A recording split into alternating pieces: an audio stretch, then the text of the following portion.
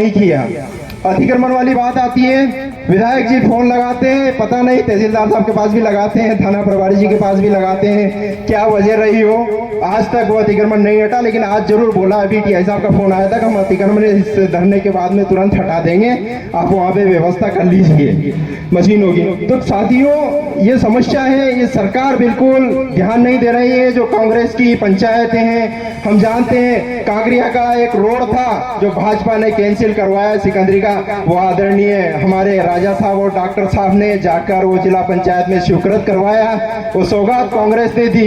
एक बिल्डिंग बनी सामुदायिक भवन, तो वो कांग्रेस की देन थी। कांग्रेस ने, आदरणीय राजा साहब ने वो विधायक निधि दी थी कि वो बिल्डिंग बनकर तैयार हुई। लेकिन भाजपा नहीं चाहती है कि कांकरिया में विकास हो। हम तो आपके नेता और मोदी जी के सपने को साकार कर रहे थे। उन्होंने कहा था स्वच्छ भारत बने, उस स्वच्छ भारत के सपने को साकार कर रहे थे। ग्राम पंचायत कांकरिया में स्वच्छता का अभियान चला रहे थे, वो रोड़ियां हटवा रहे थे। लेकिन मैं मोदी जी आपसे कहना चाहता हूं कि यहाँ के आपके विधायक नहीं चाहते कि स्वच्छ भारत की निर्माण स्वच्छ खिलचीपुर बने और ग्राम पंचायत कांकरिया में स्वच्छता का के माध्यम से हम साफ करें। लेकिन ये लोग नहीं चाहते, ये गंदा खिलचीपुर चाहते हैं। आज भ्रष्टाचार का आलम यह है कि खिलचीपुर पूरे मध्य प्रदेश में भ्रष्टाचार चरम सीमा पर है। और साथियों, हमने इसकी शुरुआत ग्राम पंचायत कांकरिया से की है कि ग्राम पंचायत कांकरिया को भ्रष्टाचार मुक्त बनाया है। आने वाले समय में पूरे खिलचीपुर विधानसभा भ्रष्टाचार मुक्त होगा, इसके लिए हम काम करेंगे। साथियों,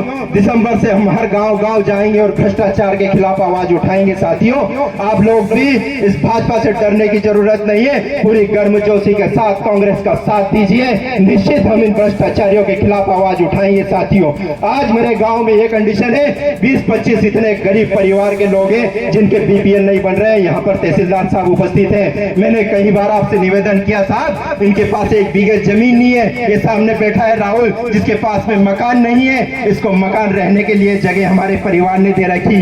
जिनके पास 1 इंच जमीन नहीं है, उन लोगों के अगर आप बीपीएल नहीं बनाओगे तो किसके बनाओगे साहब? ये पंडित है, ये कालू प्रसाद जी, जिनके पास में मकान नहीं है, रहने के लिए कोई जमीन नहीं है, इनके बच्चों का पालन पोषण पूरे गांव करता है चंदा उगा के। ऐसे लोगों के आप बीपीएल नहीं बनाते हो। बीपीएल उन लोगों के बनते हैं जिनके पास स्कॉर्पियो गाड़ी है, जेसीबी है, ट्रैक्टर है, 7000 स्क्वायर फीट के मकान बने हुए हैं। क्या दुर्दशा हो रही है इस मध्य प्रदेश में, समझ में नहीं आता है मुझे। अपने आप को मैं कहीं बार झुझोड़ देता हूं कि यार मैं इन लोगों के काम नहीं करवा सकता हूं। लेकिन साथियों, मैं आप लोगों से कहना चाहता हूं, यह सरकार कुछ करने वाली नहीं है। भाजपा सिर्फ झूठे वादे करती है, लोगों को भगा लेने का काम करती है। इनके लोगों भी इनसे ग्रस्त है, दुखी है। एक बार एक भाजपा के नेता मेरे साथ इंदौर गए मेरी गाड़ी में बैठकर, लेकिन इतनी पीड़ा गा रहे थे कि क्या करें, हम भी बहुत परेशान हैं। लेकिन वो कहावत है ना कि रीछ के पैर पकड़ लेते हैं तो छोड़ भी नहीं सकते हैं, खा जाती है। ऐसी ये सरकार है तो ये छोड़ भी नहीं सकते हैं, इनकी मजबूरी है। लेकिन हम तो इनका खुला विरोध करते हैं और चुनौती इनको देते हैं कि तुम अगर भला चाहते हो तो इस खिलचीपुर विधानसभा का विकास होने दो, क्योंकि अगर विकास चाहते हैं हम विकास करते हैं। कांकरिया को हम पूरे राजगढ़ जिले में बदल कर रख देते हैं। अभी 1 तारीख को मेरे यहाँ गांव में सम्मानित कलेक्टर साहब पधारे थे, उन्होंने पंचायत का काम देखा, उन्होंने बहुत तारीफ की, वास्तव में काबिलियत तारीफ काम है। लेकिन जब उन्होंने वही अतिक्रमण देखा तो उनको भी दुख हुआ कि वास्तव में ये आंगनबाड़ी के पास जो अतिक्रमण है गलत है, क्योंकि ये कचरा रोड़ी डाल रखी। हमने पूरे गांव के लोगों को पानी पिलाने के लिए वहां व्यवस्था कर रखी,